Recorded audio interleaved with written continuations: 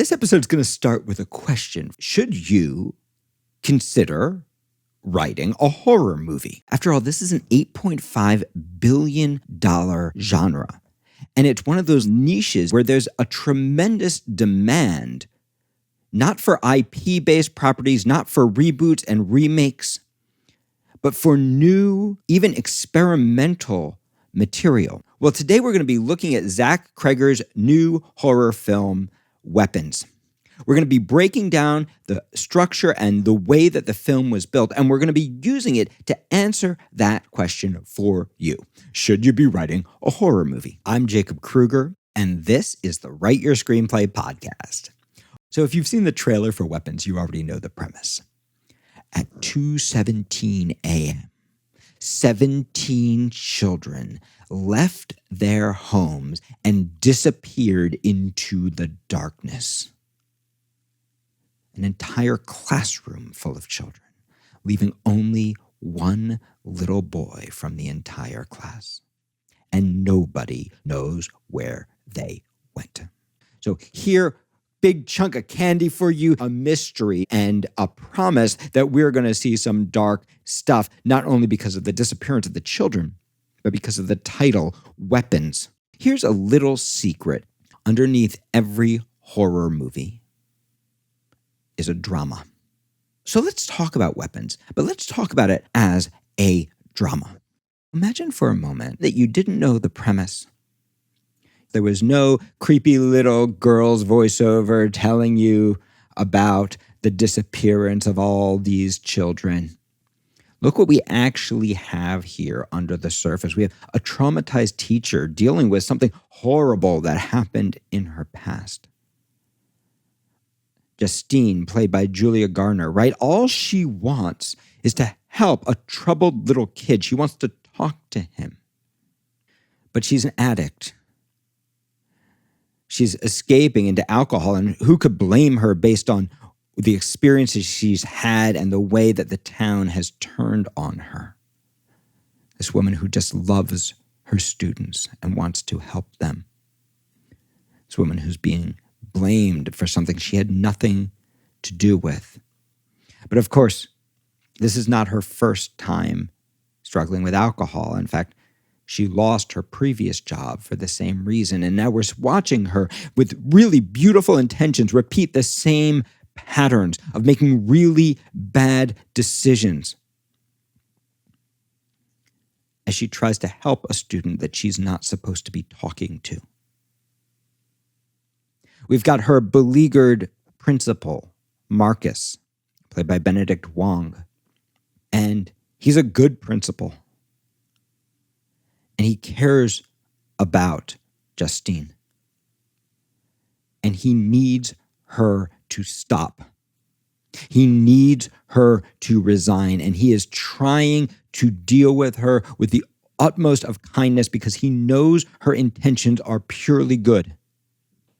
But he is under pressure from the parents, from the school board. He is under pressure to try to do the right thing in an impossible situation. And he is aware that although her intentions are good, Justine keeps on violating the protocols which she's supposed to be following as a teacher. And we're watching him navigate the balance of trying to be a good human being and trying to enforce the rules and trying to be a good boss to a person that he desperately needs to leave and who's quite frankly driving him crazy. We have a bully father of a bully son, Archer, played by Josh Brolin. He is mourning the loss of his child, and he is unable to deal with the truth. He wants to blame the teacher. He wants to blame the school. He wants to blame the cops. He wants to blame everybody because he does not want to look at himself. He does not want to accept that his son is gone. He cannot even fathom the societal elements that have contributed to his loss. We have a little boy, Alex, played by Carrie Christopher. a little boy who once had a relatively normal home until something infiltrated it. And now he is finding his parents that he once was able to depend on slipping away, nearly catatonic, sometimes violent towards each other, towards themselves, or towards him. He's finding himself as a child being forced into the role of caretaker. And he's carrying that shame into a school where he is also being bullied and also being outcast. And of course, it's this little boy that Justine is trying to help. And in fact, may be the only person who can help, even though she's doing it in all the wrong ways. We have a well-intentioned cop, Paul, played by Alden Ehrenreich. And Paul wants to be a good cop and a good husband. Paul has stopped drinking, stopped partying. He's dedicated to his wife and his career. And then one day he gets poked by the needle of a houseless addict that he's caught trying to break into a building. And this begins a slippery slope where he starts to become the kind of cop he never thought he could be, where he starts to try to protect himself rather than the people he's supposed to be serving, where he loses track of his values, where he slips back into alcoholism, where he picks up an old affair and loses his wife.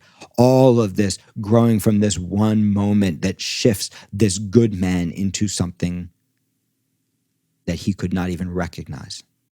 We have an unhoused teen addict, James, played by Austin Abrams, who spends most of the movie just trying to hustle his next fix, but everything is going wrong. We watch him commit little petty crimes, find whatever little opportunity he can, whether that's stealing a little girl's backpack or trying to hustle his dad. But nothing is working. Everything is going wrong. And before long, he finds himself arrested and makes a terrible decision.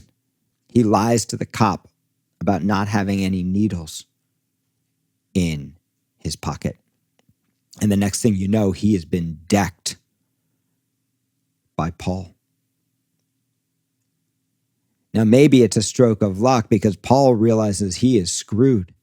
And instead of taking James in, he lets him go. As he put it, you did me wrong, now I did you wrong. That cancels out. Now I just don't want to see you again. But Paul ends up inadvertently discovering some missing children. And now he has the opportunity to potentially save them, but he doesn't really care about that until back at the pawn shop, he finds out that there's a $50,000 reward. And suddenly, he's motivated. The only problem is it means going back to the cop station and dealing with Paul. And God knows what Paul's going to do if he shows up there. And all of these stories, they are all going to tie together, right? They're all going to bump into each other. You can already see how they've started to bump into each other as I've described the structure of the film. So if you strip all of that away, here's a story that feels a little bit more like the Sweet Hereafter, that's built a little bit more like Magnolia than like a horror film. And actually, if you look at the construction of the movie, primarily the storytelling is drama. We start with this opening that promises us some horror, right? And some scary images of kids running real weird into the darkness.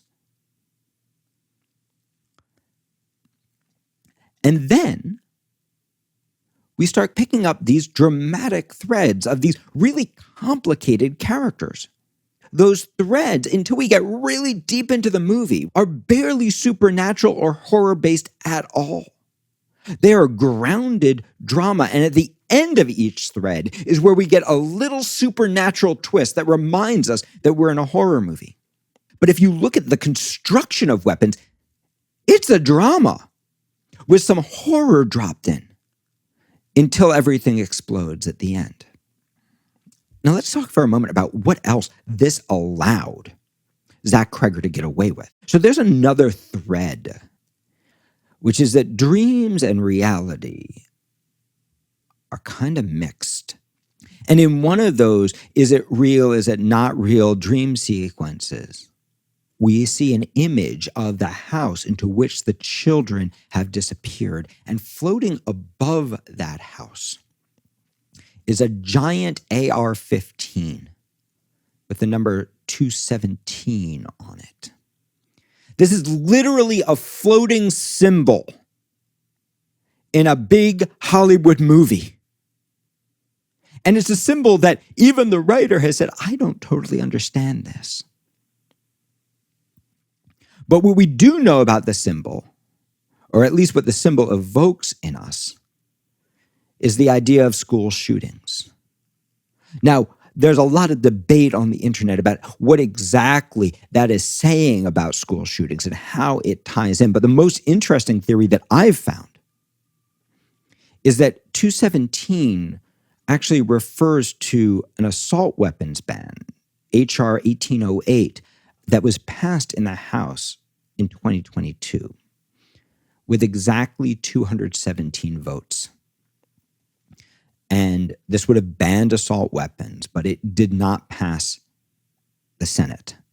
And it seems that what Zach Cregger has done is he has taken that image and he's hung it out there as a symbol. He's taken it as his inspiration for the 17 children, for the 2:17 a.m., and for the numbers on the assault rifle. The idea that we actually have the opportunity to stop this, but we didn't. And at the center of this film are two driving forces, right? Two people who both want to solve the mystery, right? And these two people embody our feelings as the audience. We, the audience, want to know what the hell is happening. And we have two characters who feel the same way. The first, of course, is Justine, who knows if she could just talk to Alex, she might be able to help him, but also maybe she could find out what really happened to these children. And then we've got Archer, Josh Brolin's character, the super alpha male father who blames Justine, but who's also become a little bit of a detective himself. We are watching him piece together the mystery in a way that cops can't seem to. All those children are running at a straight line, then all those lines intersect at this house, at this one place. And what I'd like to suggest to you is that this is a dramatic treatment of the metaphorical question that Zach Cregger is asking, as he drops a symbol into a film that feels completely unrelated, non-naturalistic, and not deeply tied into the rest of the theme. He's actually sending us on a little bit of a wild goose chase that maybe reminds us a little bit of what the main characters are going through. How does this rifle relate? Well, we as a society are trying to put together the pieces. How have our children turned into weapons? And I think what Cregger is trying to say is, if you want to unravel that mystery, you have to actually look at the insidious, parasitic nature of addiction in all of its many forms. You have to look at the insidious nature of blame shifting, right? That confuses us from the obvious things that are right in front of us. That we have to look at how these elements infiltrate our society like a witch and turn us and our children into weapons against each other. So underneath weapons is a movie that does all of that, right? And it doesn't do it in the traditional Hollywood way, like The Quiet Place or like Get Out, where the theme is coming right at you and it's built for you. Rather, it's creating a little mystery that you have to solve. It's pushing the edges like a David Lynch film.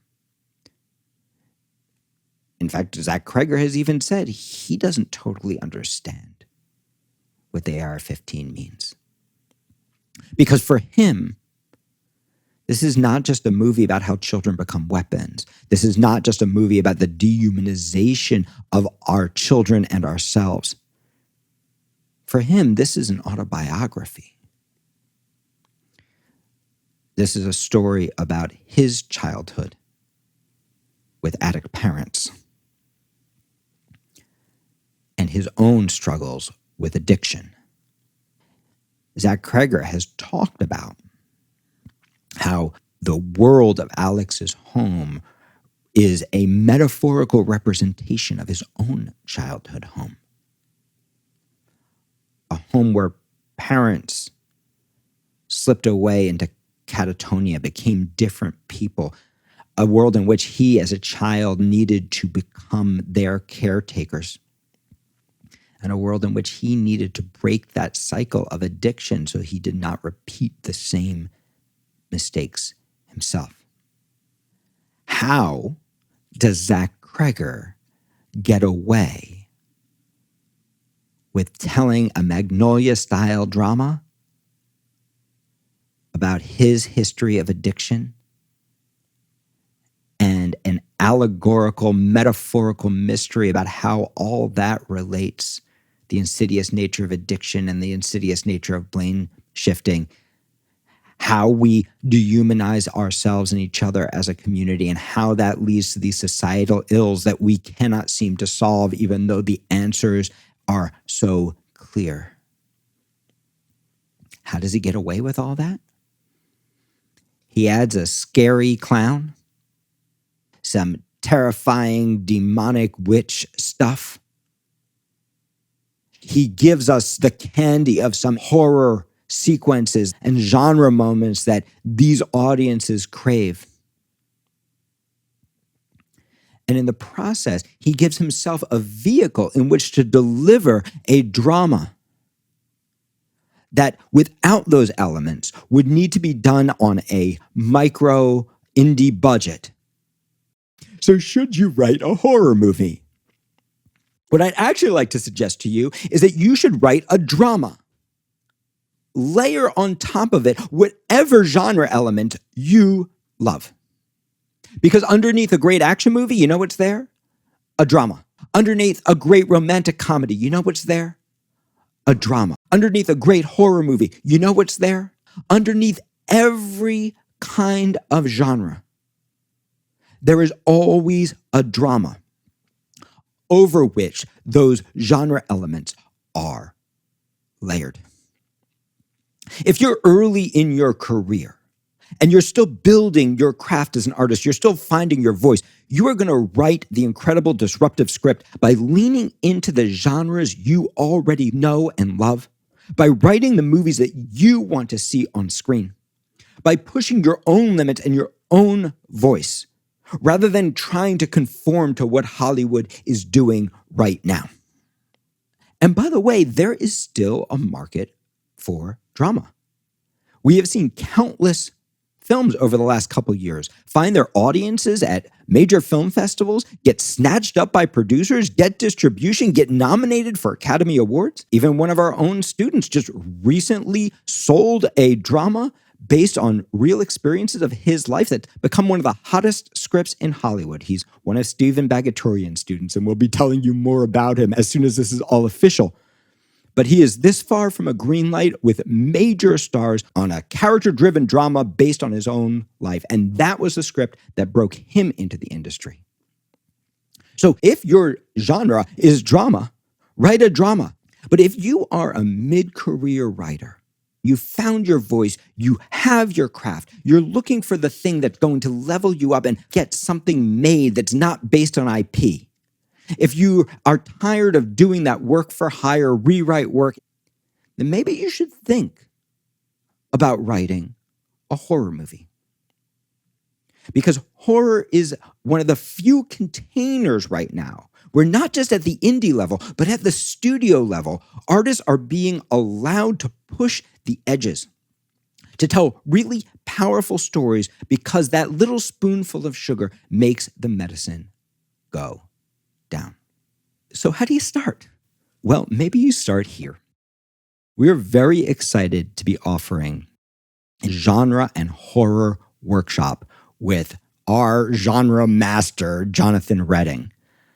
This is an intermediate to advanced level workshop. It's by application only, and we are only accepting 8 writers.